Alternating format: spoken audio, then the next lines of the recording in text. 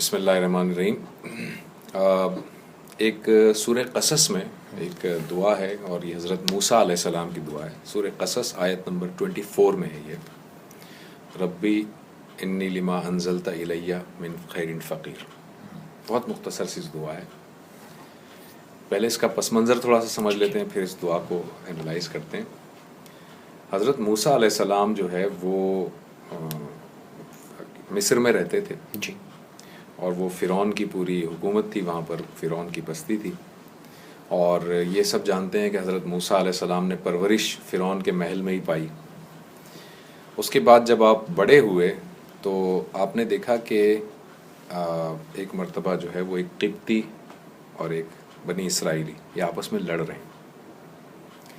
قبطی جو ہے وہ اس قوم سے تعلق رکھتے تھے جو فرعون کی قوم تھی، اور بنی اسرائیل وہ قوم تھی جو حضرت موسیٰ علیہ السلام کی قوم تھی۔ آپ نے دیکھا قبطی اور بنی اسرائیلی آپس میں لڑ رہے ہیں، اور جب آپ نے وجہ معلوم کی تو اس بنی اسرائیلی نے یہ کہا کہ یہ قبطی جو ہے اس نے میرے ساتھ یہ زیادتی کی ہے۔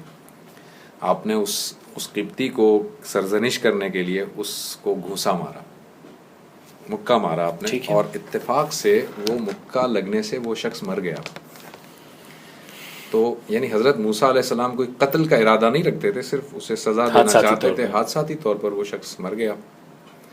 ایک قتل ہو گیا، ایک غلطی سے قتل ہو گیا، لیکن پھر حضرت موسیٰ علیہ السلام کو کچھ لوگوں نے مشورہ دیا کہ چونکہ یہ قتل ہوا ہے لہٰذا ایسا نہ ہو کہ فرعون جو ہے وہ آپ کو اس کی سزا دے اور آپ کو جو ہے وہ اس کا سزا بھگتنی پڑے، آپ یہاں سے چلے جائیے۔ اچھا، یہ وہ بات میں بتا رہا ہوں جب حضرت موسیٰ علیہ السلام کو اللہ تعالیٰ نے نبوت سے سرفراز نہیں فرمایا تھا۔ حضرت موسیٰ علیہ السلام وہاں سے چلے جاتے ہیں۔ اب مصر سے وہ نکلتے ہیں اور مدین کی طرف کا سفر کرتے ہیں، اور کافی شب و روز کے بعد جب مدین پہنچتے ہیں تو دیکھتے ہیں کہ بہت تھکے ہوئے ہوتے ہیں، بہت زیادہ تھکے ہوئے ہوتے ہیں۔ دیکھتے ہیں کہ ایک کنواں ہے، اور اس کنویں پہ کچھ لوگ اپنے جانوروں کو پانی پلانے کے لیے لائے ہیں۔ کچھ مویشی تھے جو کنویں میں سے وہ لوگ ڈول نکالتے تھے اور پانی پلاتے تھے اپنے مویشی کو۔ حضرت موسیٰ علیہ السلام نے دیکھا کہ وہاں پر دو عورتیں بھی وہاں پر موجود ہیں، اور وہ بھی اپنے مویشیوں کو پانی پلانے کے لیے آئی ہوئی ہیں، لیکن اتنا سارا جو رش تھا مرد حضرات کا، اس کی وجہ سے وہ بیچاری الگ سے کھڑی ہوئی تھیں اور انتظار کر رہی تھیں۔ تو حضرت موسیٰ علیہ السلام کو یہ بات مناسب معلوم نہیں ہوئی، آپ خود اٹھے، آپ نے ان حضرات کو علیحدہ کیا یا ان کے بیچ میں آپ گئے، اور آپ نے خود اپنے ہاتھوں سے ڈول نکالا اور ان عورتوں کے مویشیوں کو پانی پلایا۔ اس کے بعد وہ عورتیں وہاں سے چلی گئیں، اور پھر آپ آ کر ایک جگہ ایک سائے میں بیٹھ گئے، اور آپ بہت زیادہ تھکے ہوئے تھے۔ ذرا ذہن میں اس کو لائیے گا، بہت زیادہ تھکے ہوئے تھے، مسافر تھے اور بھوکے تھے۔ اس وقت آپ یہ دعا کرتے ہیں، حضرت موسیٰ علیہ السلام یہ دعا کرتے ہیں، ربی انی لما انزلت الیہ من خیر فقیر، کہ اے میرے رب، اس وقت جو کچھ تیری طرف سے مجھ پر نازل ہو بے شک میں اس کا محتاج ہوں۔ جو کچھ بھی تیری طرف سے نازل ہو جائے، جو میرے لیے مدد ہو جائے تیری طرف سے، میں اس کا محتاج ہوں، میں فقیر ہوں۔ اور پھر اللہ تعالیٰ کا کرنا یہ ہوتا ہے کہ پھر وہ جو دو عورتیں گئی تھیں ان میں سے وہ حضرت شعیب علیہ السلام کی دونوں بیٹیاں تھیں، اور وہ ان میں سے ایک آتی ہے اور حضرت موسیٰ علیہ السلام کو اپنے ساتھ اپنے والد کے پاس لے جاتی ہے، پھر وہ وہاں رہتے ہیں۔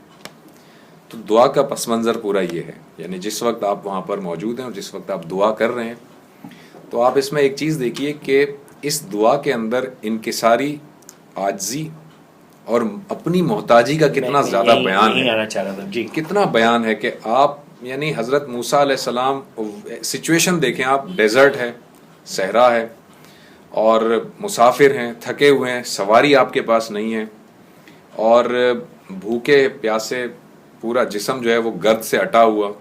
اس وقت آپ اپنے رب کو پکارتے ہیں اور اپنے رب کے سامنے اپنی عاجزی اور اپنی مجبوری، اپنی احتیاج بیان کرتے ہیں کہ اے میرے رب، اس وقت میں بہت زیادہ شدید محتاج ہوں، فقیر ہوں اس بات کا جو تیری طرف سے نازل ہو، جو بھی نازل ہو، لما انزلت الیہ من خیر فقیر، یعنی تیری طرف سے جو بھی میرے لیے مدد آئے، میرے لیے نصرت آئے، میرے لیے رزق آئے، جو بھی آئے، میں اس کا محتاج ہوں۔ اب یہ جو دعا ہے یہ ہمیں یہ سبق دیتی ہے کہ اگر آپ رزق کی تنگی محسوس کرتے ہیں، اگر آپ کسی پریشانی میں مبتلا ہیں، کوئی بھی پریشانی ہے یا کوئی خواہش ہے، یا کوئی خواہش ہے آپ کو، کوئی بھی ایسا ایشو ہے، تو اپنے رب کے حضور آپ کھڑے ہو جائیے اور اپنی احتیاج بیان کیجئے، اپنے آپ کو اللہ تعالیٰ کے سامنے گرا دیجئے، محتاج بن جائیے اللہ تعالیٰ کے. اور جب آپ اللہ تعالیٰ کے محتاج بنیں گے تو آپ یقین رکھیے کہ اللہ تعالیٰ غیب سے ضرور مدد کرے گا. اللہ تعالیٰ اس بات کے لیے یوں سمجھ لیجئے کہ بیٹھا ہوا ہے، انتظار کرتا ہے کہ میرا بندہ کب مجھ سے مانگتا ہے. تو جب وہ بندہ مانگتا ہے، کب وہ پلٹ کے آتا ہے، ہماری پرانی جو باتیں رہی ہیں اس کی بنیاد پہ میں کہہ رہا ہوں، کب وہ پلٹ کے آتا ہے، کب وہ پلٹ کر آتا ہے، کب میرا بندہ میری طرف جو ہے وہ التفات کرتا ہے، میری طرف دیکھتا ہے، میری طرف متوجہ ہوتا ہے. جب وہ متوجہ ہوگا تو اللہ رب العزت اسے ضرور عنایت کرے گا وہ چیز. اچھا، یہاں 2-3 باتیں میں آپ سے چاہوں گا ڈیٹیل کریں، حالانکہ اس دعا سے ڈائریکٹلی ان کا تعلق نہیں ہے. ایک تو آپ نے فرمایا کہ یہ واقعہ تب کا ہے جب کہ نبوت نہیں آئی. جی، تو جب وہ اپنے رب کو مخاطب کر رہے ہیں، وہ کس رب کو مخاطب کر رہے ہیں؟ بہت اچھا سوال ہے آپ کا. مگر یہ ذرا آپ ذہن میں رکھیں کہ حضرت ابراہیم علیہ السلام کی نسل سے یہ سارے بنی اسرائیل چلے آ رہے ہیں. ٹھیک ہے، حضرت ابراہیم علیہ السلام کی نسل ہے. تو بنی اسرائیلیوں میں جو شریعت نافذ تھی، جو بنی اسرائیل جس کو فالو کر رہے تھے، اس میں خرابیاں ہو گئی تھیں پیدا. لیکن بہرحال ایک خراب حالت میں بھی جو شریعت موجود تھی وہ حضرت ابراہیم علیہ السلام کی شریعت. بت پرستی اور جو ایجپشنز کا جو مصریوں کے جو خدا تھے اس طرف نہیں تھی. بنی اسرائیلی جو ہے ان میں بت پرستی آ گئی تھی، لیکن اس حد تک نہیں. بت پرستی آ گئی تھی، شرک بھی آ گیا تھا، لیکن وہ میں کہہ رہا ہوں کہ وہ خراب حالت ہو گئی تھی. اور ویسے بھی اللہ تعالیٰ ایک پیغمبر بھیجتا ہے، اور جب دیکھتا ہے کہ اس کی قوم پیغمبر کے چلے جانے کے بعد جب وہ قوم بہت زیادہ گمراہ ہونے لگتی ہے تو پھر اس کی اصلاح کے لیے پھر اللہ تعالیٰ پیغمبر بھیجتا تھا. پھر وہ پیغمبر اس اصلاح کر دیتا تھا، اور جب رخصت ہو جاتا تھا، قوم بگڑ جاتی تھی، پھر اللہ ایک پیغمبر بھیجتا تھا. تو یہ بنی اسرائیل کی جو قوم تھی یہ شریعت ابراہیمی کو فالو کرتی تھی، جو کہ پوری کی پوری توحید کی شریعت ہے، لیکن اس میں کچھ خرابیاں موجود تھیں. پہلے تو ایک بات یہ ہے. ٹھیک ہے. دوسری بات، چونکہ حضرت موسیٰ علیہ السلام جو ہیں وہ اللہ تعالیٰ کے منتخب بندے ہیں، چنے ہوئے بندے ہیں. اللہ تعالیٰ اپنے جو منتخب بندے ہیں، آپ تمام انبیاء کی سیرت کو پڑھ لیجئے، تمام انبیاء کی انکلوڈنگ، یعنی حضرت آدم علیہ السلام سے لے کر نبی پاک صلی اللہ علیہ وسلم تک، یہ تمام کے تمام انبیاء کم و بیش 40 سال پہ جب پہنچتے ہیں تو انہیں نبوت اللہ تعالیٰ نبوت کی ذمہ داری دیتا ہے. لیکن اس سے پہلے کی اگر ان کے حالات زندگی پڑھیں تمام انبیاء کے، تو آپ دیکھیں گے کہ تمام کے تمام جو ہے وہ موحد تھے، یعنی کہ وہ توحید کو ماننے والے تھے. وہ کبھی بھی بت پرستی میں کوئی بھی نبی انوالو نہیں رہا اور کسی بھی معصیت میں انوالو نہیں رہا. تو یہ اللہ تعالیٰ کا ایک سلسلہ، اللہ تعالیٰ کی سنت ہے کہ وہ اپنے چنے ہوئے بندے جو ہے ان کو نبوت کی اس ذمہ داری پر فائز فرماتا ہے. اچھا، مسکرا ہی رہا ہوں کہ میں بالکل یہی میرا اگلے سوال کی بنیاد تھی. لیکن سوال یہ ہے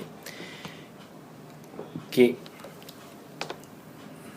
تو پھر جب غلطی ہو گئی، قتل ہو گیا، تو وہاں سے بھاگ کیوں گئے؟ یہ تو ایک نبی کی سیرت نہیں. اوکے، اس کا بہت عمدہ میں آپ کو ایک بات بتاؤں. دیکھیں، اگر ایسا ہوتا کہ وہ وہاں سے بھاگ کیوں گئے، اور اگر یہ بات غلط ہوتی، تو اللہ تعالیٰ کی یہ سنت رہی ہے کہ وہ پیغمبر کی چھوٹی بھی کوئی کوتاہی، کوئی لغزش ہوگی تو اللہ تعالیٰ اس کی تنبیہ ضرور کرے گا. اللہ تعالیٰ اسے ضرور بتائے گا کہ یہ کام جو آپ نے کیا یہ ٹھیک نہیں تھا.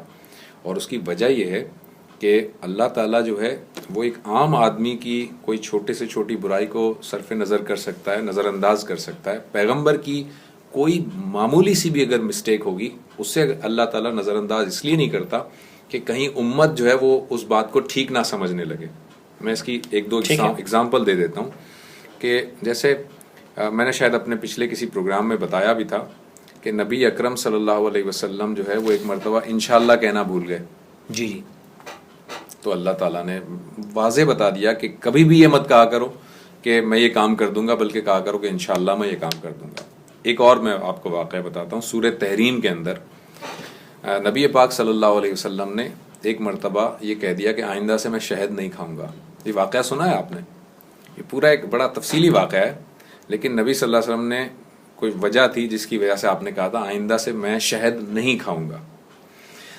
دیکھیں پیغمبر جب کہتا ہے نا, ایک عام آدمی کہتا ہے نا, میں کہہ دوں یار میں شہد آئندہ سے نہیں کھاؤں گا, ٹھیک ہے کوئی فرق نہیں پڑتا, نہیں کھاؤ بھائی.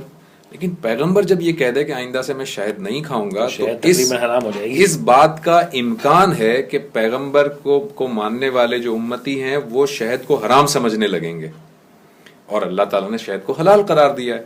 تو اللہ تعالیٰ نے واضح طور پر پیغمبر کے لیے اس بات کے لیے اللہ تعالیٰ نے قرآن میں یہ آیت نازل فرما دی کہ اے پیغمبر, اے نبی صلی اللہ علیہ وسلم, آپ کون ہیں کہ جو اس چیز کو حرام قرار دے دیں جسے اللہ تعالیٰ نے حلال قرار دیا ہے. آپ کہاں سے یہ حرام کو یہ قرار دے سکتے ہیں؟ یعنی پیغمبر نے صرف اتنا اسٹیٹمنٹ, پیغمبر نے تو نہیں کہا تھا کہ میں حرام قرار دے رہا ہوں, پیغمبر نے نہیں کہا تھا کہ کوئی دوسرا بھی نہ کھائے, نہیں کہا تھا, صرف اتنا کہا تھا کہ میں نہیں کھاؤں گا. لیکن اللہ تعالیٰ نے اس کی بھی اصلاح فرما دی. تو یہ بات پہلی تو یہ سمجھ لیجئے کہ اگر وہ وہاں سے جو چلے گئے تھے, جو قتل ہو گیا تھا, اگر وہاں سے چلے گئے تھے, ان کا وہ چلا جانا غلط ہوتا تو اللہ تعالیٰ اس کی اصلاح ضرور فرماتا. اللہ تعالیٰ نے ایسی کوئی بات نہیں کی. دوسری بات, وہ کیوں چلے گئے تھے؟ دیکھیں وہ اس وقت جو حالات کے مطابق جو ان کا حکمت کا تقاضا تھا اس کے مطابق انہوں نے بالکل ٹھیک فیصلہ کیا تھا. وہ حکمت کا تقاضا یہ تھا کہ جو فرعون کی جو اس وقت سلطنت تھی وہ ظلم کی سلطنت تھی, اور وہ ظلم کا نظام ایسا نظام تھا کہ اس وقت انصاف کے تقاضے پورے نہیں ہونے تھے. دیکھیں ایک قتل انہوں نے جان بوجھ کر نہیں کیا تھا, ایک قتل جو ہے وہ غلطی سے ہوا تھا. تو ہونا یہ چاہیے تھا کہ انصاف کے تقاضے کے مطابق اس کی پوری بات, ان کی بات سنی جاتی اور اس کے اوپر فیصلہ کیا جاتا. لیکن چونکہ فرعون کی جو سلطنت تھی پوری وہ ظلم پر قائم تھی, اور اس بات کا قوی امکان تھا, اور ان کو پوری طرح سے پتا تھا کہ میری بات سنی نہیں جائے گی, اور مجھے جو ہے وہ اس قتل میں جو کہ نادانستہ ہوا ہے اس کے اوپر مجھے سزا دی جائے گی. تو ایک عقل مند آدمی اور ایک سوچ سمجھ رکھنے والے آدمی کے مطابق انہوں نے بالکل درست فیصلہ کیا کہ وہ وہاں سے چلے گئے. اور اس فیصلے کو اللہ تعالیٰ نے چونکہ اس کی اصلاح نہیں فرمائی, یعنی اس کے بارے میں اللہ تعالیٰ نے کوئی کامنٹ نہیں دیے, اس کا مطلب اس زمانے اور اس حالات کے لحاظ سے ان کا فیصلہ بالکل درست تھا. میرا اگلا سوال آپ جانتے ہیں, یہ میں وضاحت کروں؟ نہیں آپ پوچھ لیجیے. بھئی یہ ظلم کا زمانہ تو آج بھی ہے, عدل ملنے کا کوئی چانس نہیں. تو ایک عقل مند آدمی سے اگر غلطی سرزد ہو جائے تو بھاگ جائے. اسی لیے میں آپ کو ایک بات بتاتا ہوں کہ اگر آپ جیسے کچھ بغیر نام لیے میں کچھ اگزامپل دے دیتا ہوں کہ اللہ تعالیٰ جو ہے اس نے کہا ہے کہ جی حق بات پھیلاؤ, حق کی تلقین کرو اور برائی سے روکو. اب یہاں پر کچھ لوگ ہیں جو حق کی بات کرتے ہیں اور برائی سے روکتے ہیں, اور انہیں اس عدل کا چونکہ زمانہ نہیں ہے, ظالمانہ پورا سسٹم ہے, تو حق بات کرنے کی وجہ سے ان کو تھریٹس آتی ہیں. خطہ کلامی کرو. وہ بات ہو رہی ہے صحیح کام کرنے پہ عدل کا زمانہ نہیں ہے, نقصان پہنچتا ہے تو آپ نے ہجرت کر لی. ٹھیک ہے. ایک ہے مجھ سے غلطی سرزد ہو گئی, ٹھیک ہے, اور میں سمجھتا ہوں کہ میں پکڑا جاؤں گا اور یہ ظالم عدل جو ہے مجھے نقصان پہنچائے گا, حالانکہ مجھ سے صرف غلطی ہوئی تھی, تو میں اپنے آپ کو بچا لیتا ہوں. Okay fine.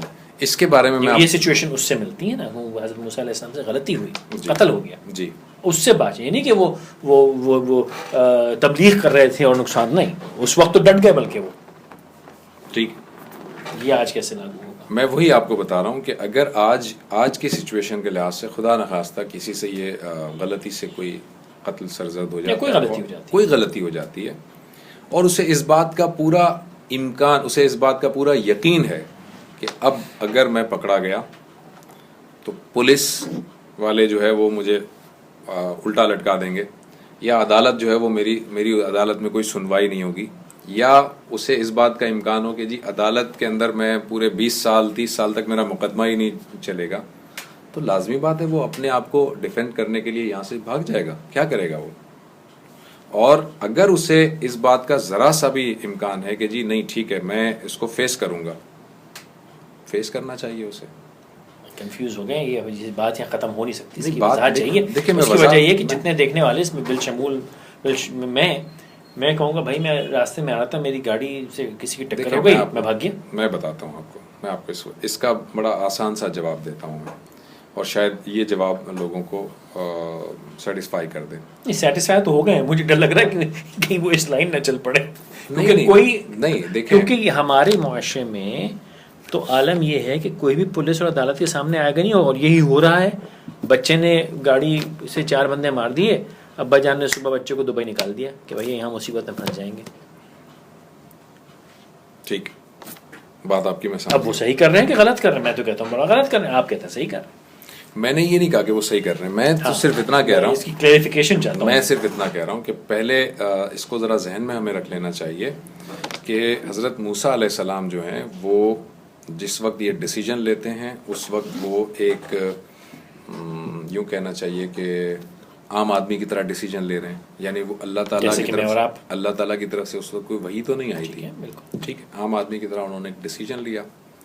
وہ ڈیسیجن جو تھا ان کا وہ ان کی پرسنل سوچ کے مطابق اور وہاں کے انوائرمنٹ کے لحاظ سے ڈیسیجن تھا.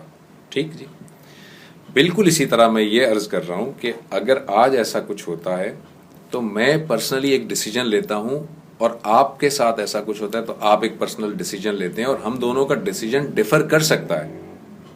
مطلب میرا ڈیسیجن کچھ اور ہو سکتا ہے اسی سچویشن میں, اور اسی سچویشن میں آپ کا ڈیسیجن کچھ اور ہو سکتا ہے, کیونکہ ہم دونوں پرسنل لیول پر ڈیسیجن لے رہے ہیں. تو میں ایبسلوٹلی نہ آپ کے ڈیسیجن کو کہتا ہوں کہ غلط ہوگا یا صحیح ہوگا, نہ کوئی ایبسلوٹلی میرا ڈیسیجن غلط یا صحیح ہوگا, بلکہ میں نے جو حالات دیکھے, میں نے جو سچویشن دیکھی, مجھے جو چیزیں میرے پرسیپشن میں تھیں, مجھے جو انصاف ملنے کی توقع تھی یا نہیں تھی, اس کی بنیاد پر میں نے ڈیسیجن لیا, اور بالکل اسی کی بنیاد پر آپ نے ڈیسیجن لیا. سو اگر ایک شخص جیسے کہ آپ نے کہا کہ گاڑی سے ٹکر مار دی اور وہ بھاگ گیا, اس نے اپنے پرسیپشن کے مطابق, اپنے سچویشن کے مطابق, اسے پتا تھا کہ مجھے اگر انصاف نہیں ملے گا تو میں پھنس جاؤں گا, وہ چلا گیا, اس کا ڈیسیجن وہ ہے, اور وہ اپنے ڈیسیجن کو جسٹیفائی کرے گا اللہ تعالیٰ کے سامنے. میں صرف یہ بتانا چاہ رہا ہوں کہ کیا واقعی آپ آج اگر خدا نخواستہ کوئی غلطی سرزد ہو جائے تو واقعی آج ایسے حالات ہیں کہ آپ کو انصاف ملنے کی بالکل امید نہیں ہے؟ تقریباً اگر واقعی ایسے حالات ہیں تو یہ آپ کو کام کرنا آپ کریں گے, اور پھر آپ کو جو ہے جسٹیفائی اللہ تعالیٰ کے سامنے کرنا ہوگا اس کو.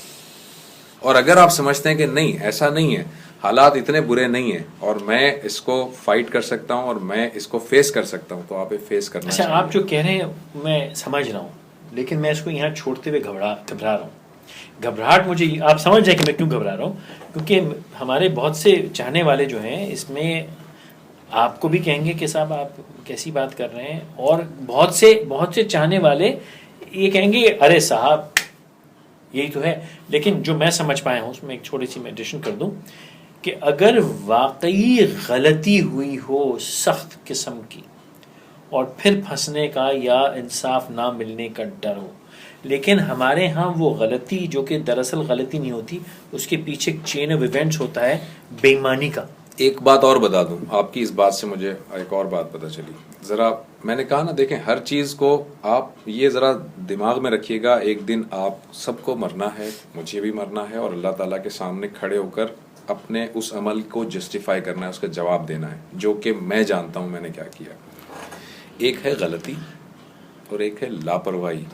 ایک شخص ہے جو جی ایک مطلب ایک چھوٹی عمر کا بچہ جو ہے وہ کار ڈرائیو کر رہا ہے, اس کا لائسنس بھی نہیں بنا, اس نے کسی کو مار دیا اور پھر بھاگ گیا اور کہے کہ جی غلطی ہو گئی. یہ غلطی نہیں ہے, یہ بلنڈر ہے, یہ لاپرواہی ہے, میں سے زیادہ یہ غیر ذمہ داری ہے. میں زیادہ کمپلیکیٹڈ مثال دے دیتا ہوں. یہ غلطی, شادی میں ہوائی فائرنگ کرنا اور گولی نیچے آ کے مر جانا, یہ غلطی نہیں ہے. یہ غلطی نہیں ہے. آپ پہلے اس بات کو ذرا سمجھیں کہ غلطی ہے کیا.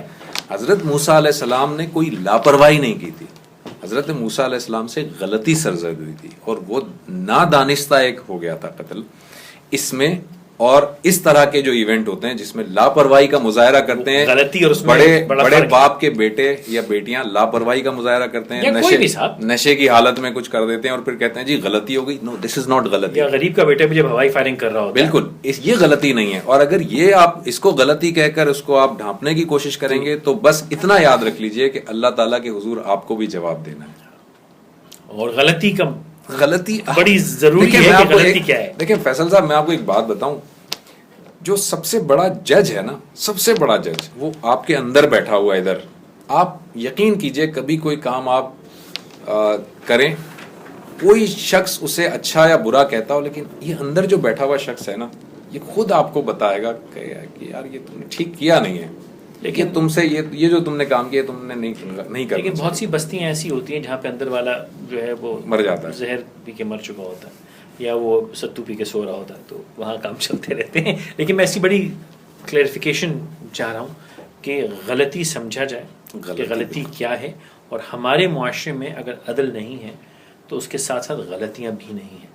غلطی دیکھیں, غلطی, لاپرواہی اور غیر ذمہ داری یہ سب الگ الگ چیزیں ہیں, اور ہمارے ہاں غلطیاں بہت کم ہیں, بہت کم. ہمارے ہاں لاپرواہی, غیر ذمہ داری اور جہالت بہت زیادہ ہے, بہت زیادہ. تو اس لیے دیکھنے والے ہمارے یہ بہترین یہ اپنا انتظام نہ کریں کہ صاحب یہ تو ہم نے یہاں دیکھا تھا, یہ تو سیٹ ہے کہ میں غلطی کروں, اور یہ غلطیاں نہیں ہیں اس کے اوپر. اچھا, اس میں آپ نے ایک اور بات کی, اس میں یہاں تو اس کا تو اختتام کرنا چاہوں گا, لیکن اس پہ میں چاہتا ہوں کہ ایک الگ موضوع بن جائے کیونکہ بڑا کنٹروورشل موضوع ہے.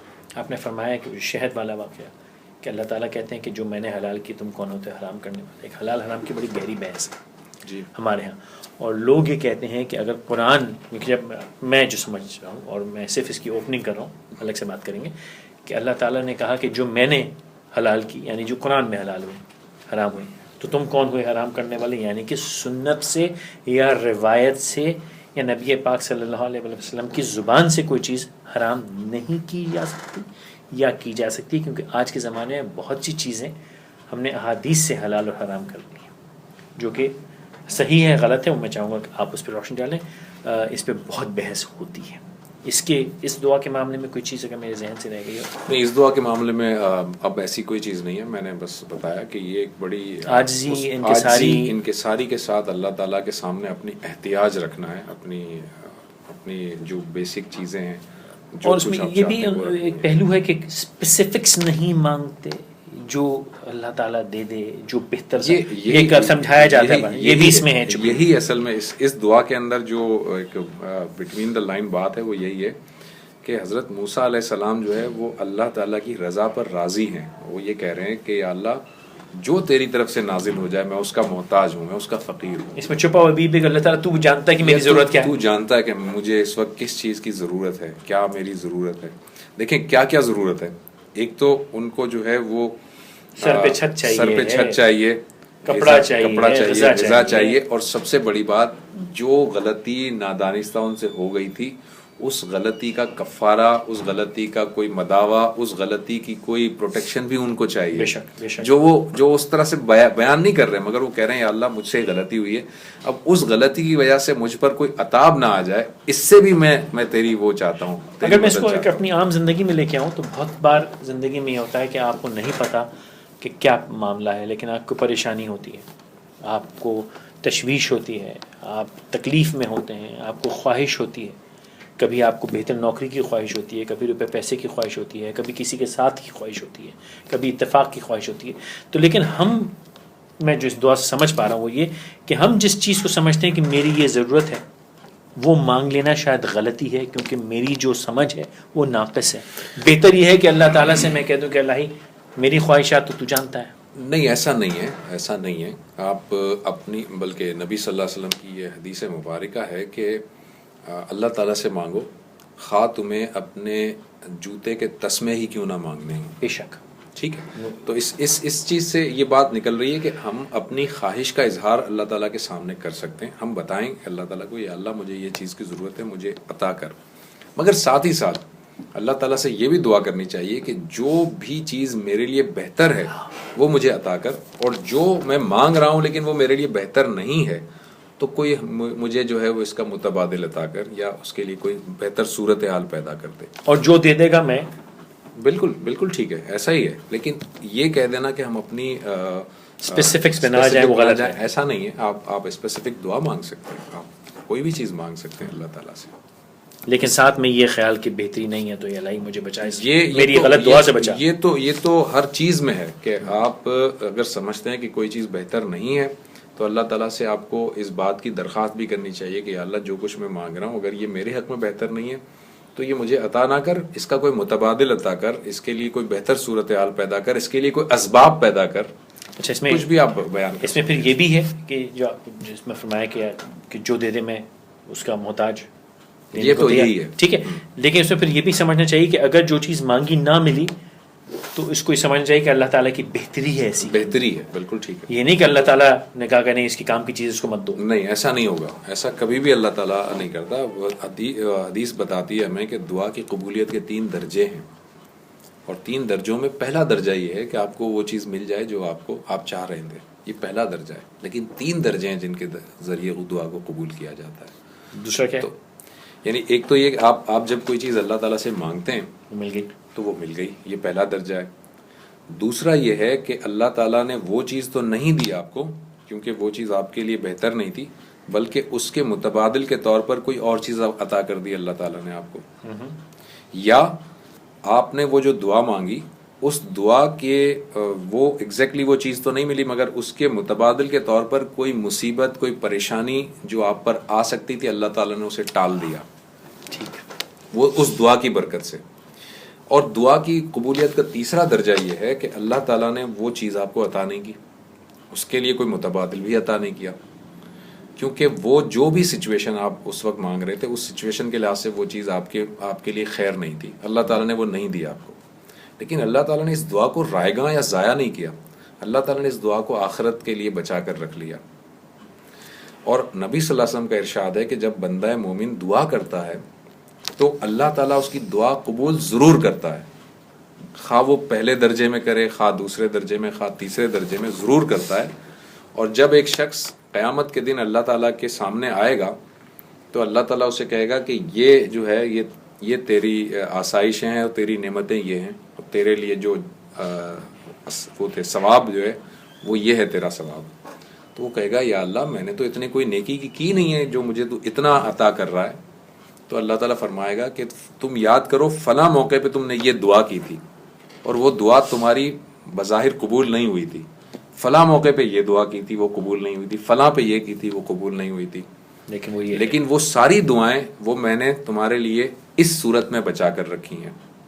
تو وہ بندہ کہے گا کہ یا اللہ کاش تو دنیا میں میری کوئی دعا قبول ہی نہ کرتا، تو سب کچھ آج ادھر مل جاتا. یہ اس سے اندازہ ہوتا ہے کہ دعا قبول لازمی ہوتی ہے، لیکن یہ آپ کی چونکہ سوچ لمیٹڈ ہے، آپ کی سوچ اتنی نہیں جا سکتی، تو آپ کو نہیں پتا ہوتا کہ ایک چیز جو مجھے نہیں مل رہی اس کی وجہ کیا ہے. مگر یہ ذہن میں رکھیں کہ جو دعا آپ کرتے ہیں وہ رائے گاں نہیں جا رہی، ضائع نہیں ہو رہی، اس لیے دعا لازمی کرنی چاہیے.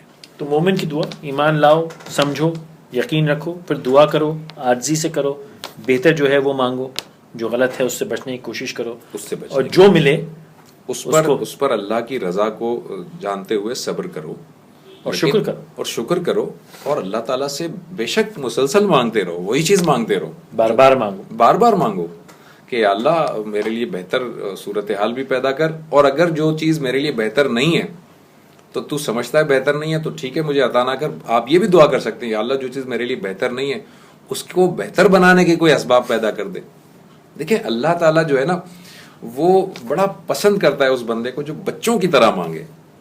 بچے کیسے مانگتے ہیں؟ رو رو کر اپنے فادر سے کہیں گے کہ جی مجھے یہ کھلونا چاہیے، وہ کہے گا نہیں یہ بیکار ہے بیٹا، اچھا نہیں، وہ رونے لگے گا، وہ گڑ گڑانے لگے گا، وہ لیٹ جائے گا، اپنے باپ کو راضی کرے گا وہ.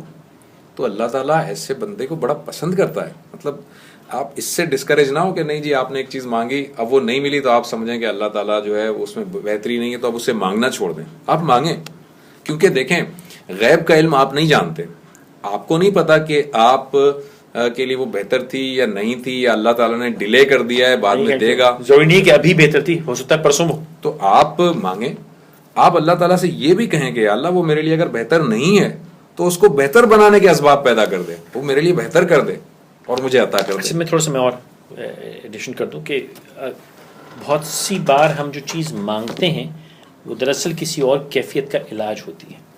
یعنی تنہائی میں ہم فلاں شخص کا ساتھ مانگتے ہیں، ٹھیک، ہم کسی اور پریشانی کے لیے پیسہ مانگتے ہیں، ٹھیک، تنگی کے لیے پیسہ مانگتے ہیں. تو اگر پیسہ نہیں آ رہا تو یہ سوال کرو کہ رزق تو مل رہا ہے، اللہ تعالیٰ سے رزق مانگو، اللہ تعالیٰ آپ کی ضروریات تو پوری کر رہا ہے، چاہے اس طرح نہ کر رہا ہو جس طرح کہ آپ سمجھ رہے ہیں. مطلب مجھے فلاں کام کرنا ہے، مجھے اس کے لیے لاکھ روپے چاہیے، میں لاکھ روپے مانگتا نہیں مل رہا ہے، لیکن میری ضرورت پوری ہو رہی ہے. تو یہ بھی ہمیں سمجھنا چاہیے کہ اللہ تعالیٰ نے دعا تو قبول کی ہے، دو اینگل میرا مسئلہ تو حل کیا ہے. دو اینگل ہمیں سمجھنے چاہیے. نمبر 1، جس حال میں آپ ہیں اس حال میں آپ شکر ادا کریں اور صبر کریں. نمبر 2، اور تکلیف سے ریلیف مانگیں. ہاں صبر کریں, شکر کریں. آپ کو اللہ تعالیٰ نے جس حال میں رکھا ہے, جیسے رکھا ہے, بہت سارے لوگوں سے بہت بہتر رکھا ہے. اس بات کو اپنے دل و دماغ میں بٹھا لیجئے, فکس کر لیجئے. آن دی ادر ہینڈ آپ ان تمام باتوں کے ساتھ ساتھ اللہ تعالیٰ سے مزید مانگتے بھی رہیے. یہ دو ایٹیٹیوڈ ہیں, یعنی یہ نہیں ہے کہ صرف مزید مانگتے رہیے اور جتنا ملا ہے اس پہ شکر بھی نہ کیجیے, اور یہ بھی نہیں ہے کہ جتنا ملا ہے اس پہ شکر کر لیں اور مزید مانگنا چھوڑ دیں. نہیں, دونوں چیزیں ان پیرلل ایک ساتھ چلنی چاہیے. آپ اللہ تعالیٰ سے مزید مانگتے رہیے, مانگتے رہیے, مانگتے رہیے, مسلسل مانگتے رہیے, اور جتنا ہے اس پر صبر اور شکر بھی کرتے رہیے.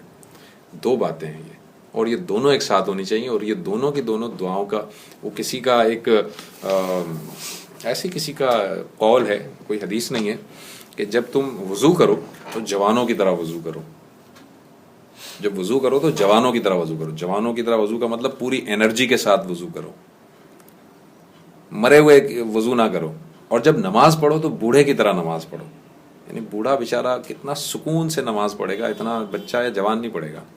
تو جب وضو کرو تو جوانوں کی طرح وضو کرو, نماز پڑھو تو بوڑھے کی طرح پڑھو, اور جب دعا مانگو تو بچے کی طرح مانگو. بچہ جو ہے نا وہ سمجھتا نہیں ہے کچھ, وہ کہتا ہے بس مجھے یہ کھلونا چاہیے تو چاہیے. وہ روئے گا, پیٹے گا, وہ باپ کے جو ہے وہ گود میں بیٹھ جائے گا, باپ کو وہ منانے کی کوشش بھی کرے گا, لیٹ بھی جائے گا, کبھی روئے گا, کبھی ہنسے گا, مگر کوشش پوری کرے گا کہ میرا باپ مان جائے اور مجھے یہ چیز دلا دے. کہ میں نے پڑھا تھا وہ حضرت موسیٰ علیہ السلام کا جو واقعہ ہے کہ ایک شخص اللہ تعالیٰ سے دعا کر رہا تھا کہ میں جوئیں نکالوں گا. جی جی, یہ اسرائیلی روایات ہیں فیصل صاحب, اسرائیلی روایات اسی سے ملتی جلتی ہیں. اسرائیلی روایات ہیں, اس کی سند تو خیر کوئی نہیں ہے کہ وہ کتنا مستند ہے یا نہیں ہے. بہرحال اس واقعے سے بھی پتہ یہی چلتا ہے نا کہ اللہ تعالیٰ کو جو شخص مانگتا رہتا ہے نا مسلسل, وہ اللہ تعالیٰ کو بڑا پسند ہے. تو اس بات کو ذہن میں رکھ کر مانگتے رہیے کہ آپ جو بھی مانگیں گے نا وہ قبول تو ہو ہی رہا ہے, چاہے تیسرے درجے میں ہی ہو رہا ہے, ہو تو رہا ہے نا قبول. ایگزیکٹلی. تو اس لیے مانگتے رہیے, مسلسل مانگتے رہیے, اور مانگنا کبھی نہ چھوڑیے اللہ تعالیٰ کے حضور میں. یہ ہے اصل میں دعا کا جو امپورٹنٹ جو چیز ہے وہ یہی ہے. اور اسی لیے نبی صلی اللہ علیہ وسلم فرمایا کہ الدعاء مخ العبادہ, کہ تمام عبادت کا جو کور ہے وہ دعا ہے. دعا اگر نہیں کرتے تو پھر عبادت کا کوئی وہ نہیں ہے. بہت خوب, اس پہ اختتام کرتے ہیں, اگلی بیٹھک تک چلیں گے.